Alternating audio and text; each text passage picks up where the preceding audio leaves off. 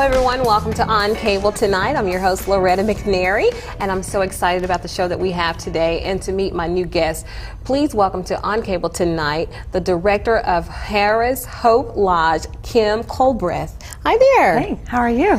I've been so excited about this interview. I know we kind of connected a month or two or three or four ago, and I'm like, this will make a great show. We need to let everybody know about this new treasure that Memphis is so blessed to have in our city.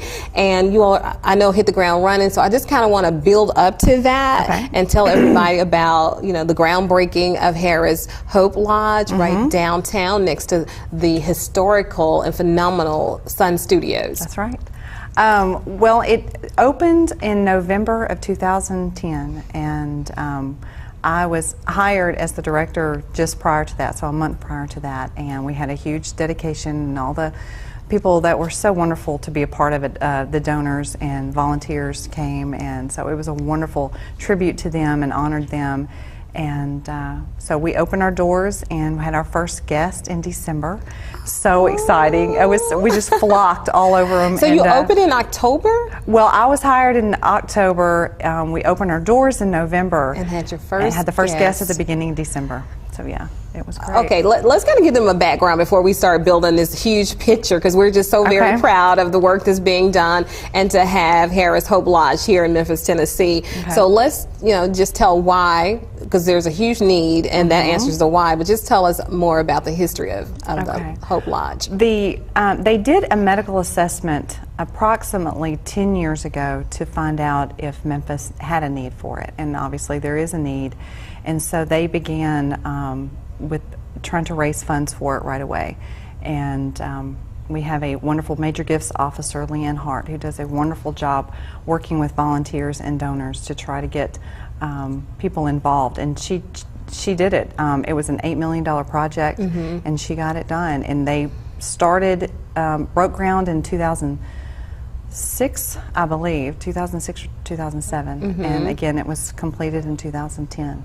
Because I remember driving there and like, when are they going to do it? When is it going to open? And what really is Harrah's Hope Lodge? And what is going on? And you know, all this good energy. Right. So tell the beauty of is your mission. I just want to share that with everybody. Then we can kind of build around it so they'll know how important this is to our city. Well, and I want to say this too. Harrah's was obviously very big behind us it getting built. They raised. Donated the first $2 million to get it off the ground. So that is why it's obviously named Harrah's Hope Lodge. But the assessment that was done, what we were trying to do was to figure out if we needed a residential facility for cancer patients, to house for cancer patients. And there's 31 Hope Lodges that are across the country, plus one in Puerto Rico. And so yeah, they built, this is one of the largest too. We have 40 rooms, and the lodge houses cancer patients that are coming in from out of town, at least 40 miles outside of Memphis, and they can come and stay absolutely free. They don't have to pay anything. They can, as long as they're undergoing some form of treatment, chemo, radiation, a surgery, anything that's cancer related. They can stay there as long as they'd like. Okay, see, I wish I had a drum roll for these kind of occasions, because I want to make sure everybody understands this. The families who are lodging at Harrah's Hope Lodge are cancer patients receiving medical care, and they come from at least 40 miles away, and they get to stay in this really beautiful, loving, nurturing environment for free to them. Free, absolutely free to them. That's right. And you can have, the patient can come, plus they can have 2 caregivers.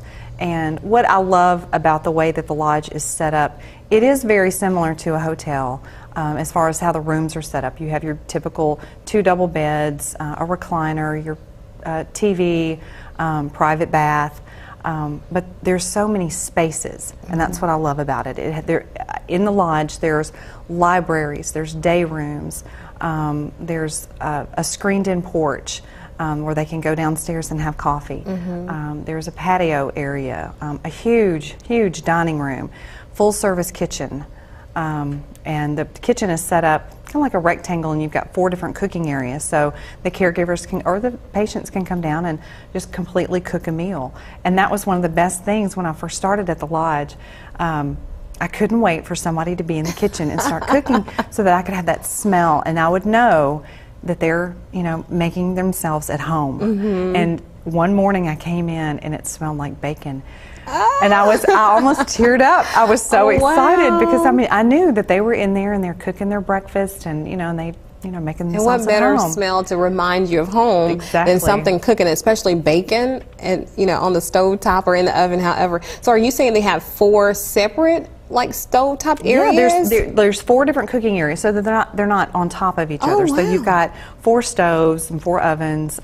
There's drawers, cabinets, cookware, silverware, the plates and dishes, everything are provided. There's crock pots and toaster ovens and all kinds of things. People have donated, generously donated.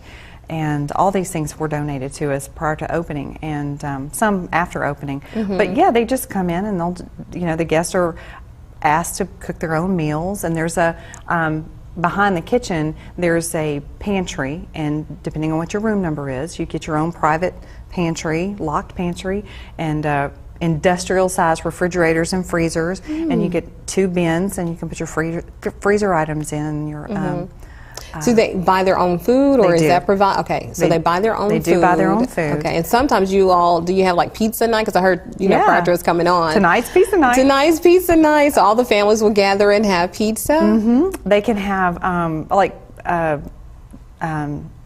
Little Caesars provided pizza, and then, you know, but it doesn't matter. I mean, we've had Huey's has come, they come once a month, and they provide an entire hamburger meal, you know, the fries and everything, and the guests just love that. But it could be a volunteer group. I mean, we have church groups that come in and, you know, provide a meal. And what I love is the ones that come in and they actually cook the meal. They'll bring, you know, the church group will come in and they'll cook the meal in the kitchen. On site. On site. So you've got all those wonderful smells going on, and they serve the guests.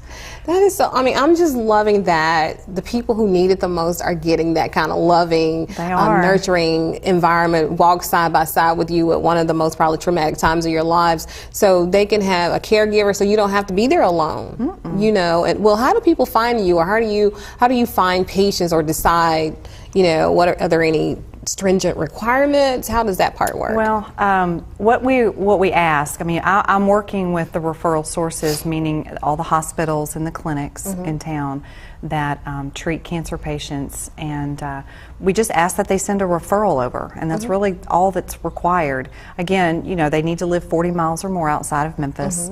But basically, you know, once we get the referral, we take that referral out of the hospital's hands. They don't have to keep worrying about, you know, what's going to happen with their patient anymore. We take it and we call them, and now they're our guest. And we call them and let them know that, you know, we've received the referral. We answer all their questions and talk about what their expectations are, because they're nervous. I bet. You know, they've just been diagnosed with exactly. You have been diagnosed with something that we all pray we never have to be diagnosed with, and you're away from home, from your family. So we try to paint a picture. Yeah.